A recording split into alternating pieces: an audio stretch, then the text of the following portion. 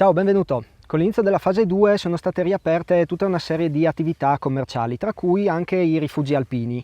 Il CAI si è mosso per tempo ed ha stabilito una serie di regole sia per usufruire dei rifugi alpini, ma anche per tutte quelle strutture non gestite come i ricoveri e i bivacchi. Quindi nel video di oggi vediamo quali sono queste norme, queste regole che ha definito il Club Alpino Italiano per usufruire delle sue strutture in montagna. Buona visione!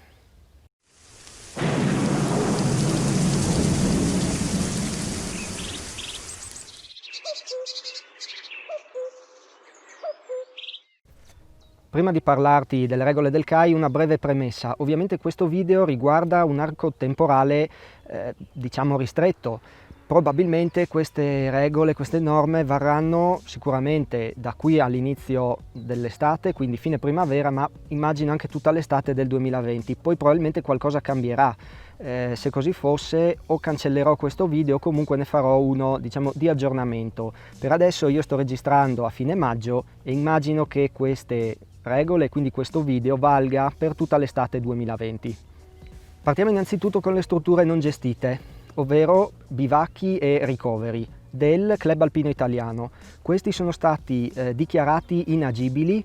In teoria su ciascun bivacco o ricovero ci dovrebbe essere affisso un cartello del genere nel quale viene scritto in un paio di lingue, solitamente italiano, inglese, ma ho già visto qui per il Friuli Venezia Giulia, ho visto anche scritto in tedesco e in sloveno, che i bivacchi per l'appunto vengono definiti inagibili.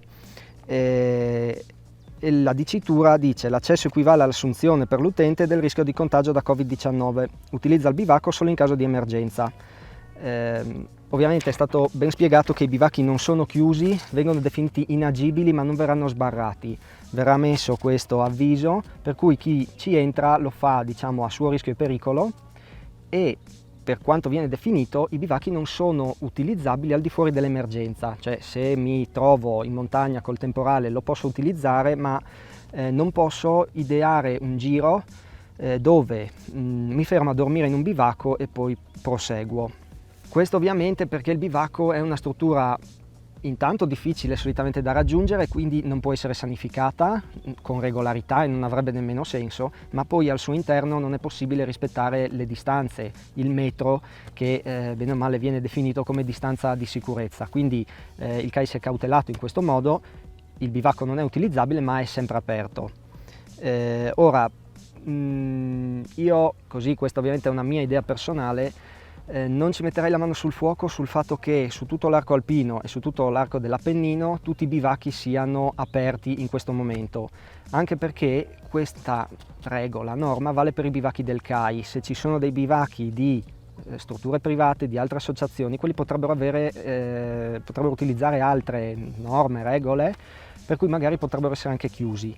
Quindi quello che mi sento di dire è di comunque valutare bene dove si va e non dire vabbè, se succede qualcosa c'è il bivacco, perché in questo periodo purtroppo potrebbe essere che qualcuno li abbia chiusi. Spero di no, però non si sa mai, per cui diciamo è sempre meglio essere un po' prudenti in questa situazione un po' particolare. Passando invece a quanto riguarda i rifugi, questi possono aprire come gran parte delle attività commerciali, però devono seguire delle regole. Per cui diciamo che i rifugi apriranno in due maniere diverse. Ci saranno dei rifugi che apriranno solo per quanto riguarda l'aspetto del servire bevande e cibo, altri invece potranno aprire anche per quanto riguarda l'aspetto del pernottamento. Ho visto su Facebook un paio di pagine di rifugi, ad esempio il Pellarini nel Tarvisiano aprirà anche per il pernottamento.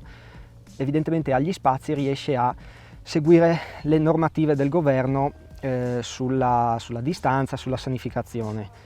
Queste sono le regole per i rifugisti, ovviamente. Poi per chi frequenta i rifugi il CAI ha dato una serie di regole che dovranno essere rispettate per entrare nel rifugio. Sono regole abbastanza semplici che tra l'altro credo che la maggior parte degli escursionisti, me compreso, già seguivano prima del Covid e di tutto il casino che è successo.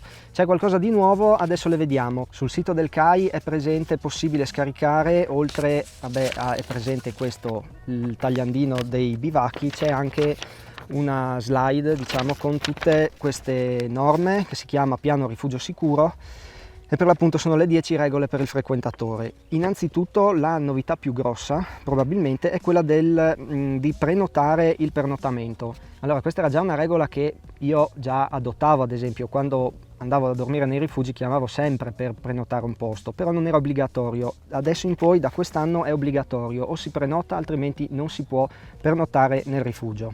La seconda regola è: prima di iniziare l'escursione assicurati di essere in buona salute. Ovviamente vale in montagna come vale nella vita di tutti i giorni. Se stiamo male, mal di gola, febbre, tosse, fa difficoltà a respirare, non è il caso sia di intraprendere l'escursione, di andare in un rifugio, ma mi pare che non sia nemmeno il caso di uscire di casa, andare a lavoro, a meno che non abbiamo la certezza di non avere il Covid-19. Terza regola: attendi all'esterno del rifugio le indicazioni del gestore. Da quest'anno bisognerà, quando ci si arriva al rifugio, bisognerà farsi notare, parlare col gestore, chiedergli come fare. D'altronde un po' come si fa in tutti i negozi in questo periodo. La quarta recita così: consuma, meteo permettendo, bevande, caffè, torte e pasti veloci all'esterno del rifugio. Ovviamente all'esterno, all'aria aperta, è più facile mantenere il metro di distanza, e poi comunque siamo all'aria aperta, quindi è meglio che non essere all'interno negli spazi purtroppo stretti di un rifugio. Poi lascia il tuo zaino e l'attrezzatura tecnica dove appositamente predisposto dal gestore. Questa è una regola che hanno i rifugi, devono predisporre degli spazi, e comunque si ricollega alla terza, quella di ascoltare le indicazioni del gestore. Poi assicurati di avere con te mascherina, guanti e igienizzante a base alcolica. Utilizzali quando entri nel rifugio e comunque sempre quando non puoi rispettare le distanze di sicurezza. Questa è una regola che anche questa si attua anche da altre parti. Ok, la mascherina io non ce l'avevo mai, a dire la verità io il gel igienizzante a base alcolica l'ho sempre portato in montagna, perché non è che ci si può lavare le mani così spesso. Quello quando si mangia qualcosa, quando arrivi al rifugio mi dava una lavata, diciamo, con quello, e andava bene. Poi altra regola che per me è abbastanza scontata, la utilizzavo già, diciamo: porta con te il tuo sacco lenzuolo o sacco a pelo per pernotare al rifugio. Questa era una regola che già esisteva, a meno che il rifugio non avesse delle lenzuola che cambiava ogni giorno, quindi qui non cambia parecchio. Poi lavati spesso le mani e utilizza i tuoi asciugamani personali. Anche in questo caso di solito nei rifugi ci si porta l'asciugamano, e vabbè, lavati spesso le mani, ok, quella è una norma igienica che si dovrebbe seguire un po' sempre, diciamo. Poi ricordati che il gestore può sottoporti al controllo della temperatura, e se supera i 37,5 può vietarti l'ingresso al rifugio. Anche in questo caso è un po' come la questione della prenotazione: non è che se non abbiamo prenotato o se abbiamo 37,5 e fuori sta arrivando il diluvio universale, ci dicono andare, non puoi entrare. Ovviamente la situazione verrà valutata sul momento, però non sono regole assolute. In caso di necessità, di bisogno, di emergenza, ovviamente il rifugio dà rifugio. Ultimo, e anche questo vabbè, probabilmente lo scrivono perché è sempre meglio ripeterlo: riporta i tuoi dispositivi individuali di protezione usati ed i tuoi rifiuti a valle.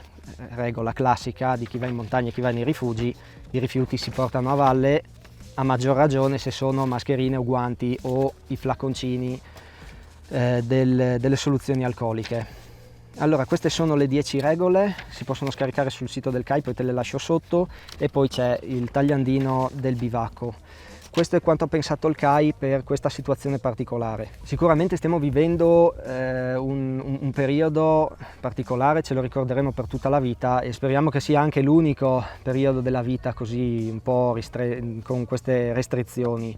Secondo me è già un gran traguardo che abbiano permesso di riaprire i rifugi. I rifugi sono luoghi piccoli, stretti, angusti, dove bene o male bisogna condividere con gli altri. Quindi in una situazione di pandemia non è il luogo migliore, però hanno deciso, hanno valutato, hanno definito delle regole. Se le regole vengono rispettate si può fare tutto in sicurezza, e quindi secondo me è una gran cosa questa.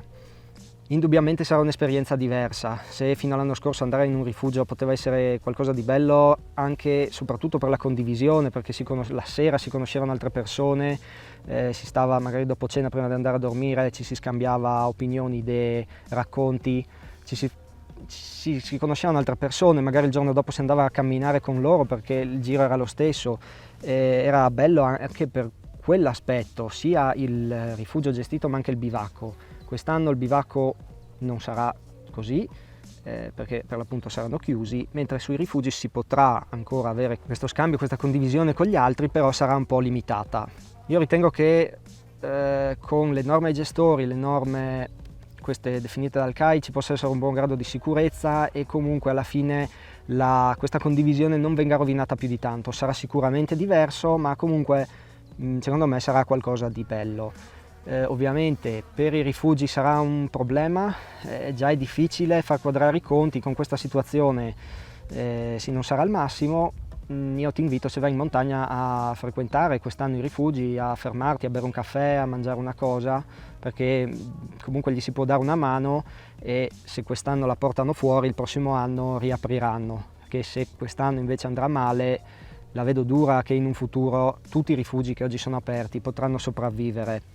Infine, prima di salutarti, voglio fare un'ultima precisazione. Quelle che ti ho descritto sono le regole del CAI, per cui riguardano bivacchi, rifugi ed eventualmente ricoveri del Club Alpino Italiano. Come ci sono diversi rifugi che sono privati.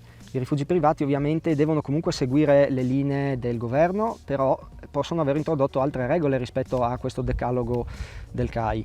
Quindi quello che ti consiglio di fare in ogni caso è sempre prenotare ed eventualmente chiedere, dire: ma ci sono disposizioni particolari, devo portare qualcosa? Il rifugista ti darà sicuramente tutte le informazioni.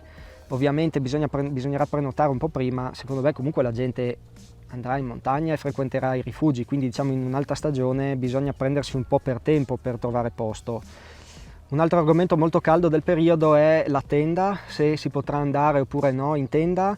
Al momento non si sono sbilanciati più di tanto, c'era un'idea di mettere le tende fuori dai rifugi, ma mi sa che quella non verrà percorsa come idea. Ci sono dei problemi legati a affollamento, rifiuti, possibilità di mettere le tende, quindi quello è un po' difficile. Sicuramente quest'anno ci sarà un sacco di gente che andrà in tenda. Al momento ci sono le classiche regole: la tenda si pianta diciamo dal tramonto all'alba e il campeggio libero resta comunque vietato, però viene tollerato. Ovvio, evitare di piantare la tenda in un parco naturale e soprattutto di accendere fuoco, quello direi che è una regola che vada seguita sempre. In questo periodo però probabilmente, insomma, se uno pianta una tenda appunto la sera, poi la mattina riparte, io non credo che ci possano essere grossi problemi. È una mia idea personale, attenzione, non è la legge dice altro, dice che il campeggio libero è vietato, però è permesso per l'appunto il bivacco da tramonto all'alba. Bene, io penso di averti detto davvero tutto. Ti lascio sotto in descrizione il link al sito del CAI, alle schede con le regole. Io ti ringrazio davvero per avermi seguito. Se hai qualche domanda fammela sotto in descrizione, cercherò come al solito di risponderti. Ti ringrazio ancora per avermi seguito, noi ci vediamo nel prossimo video. Ciao, a presto!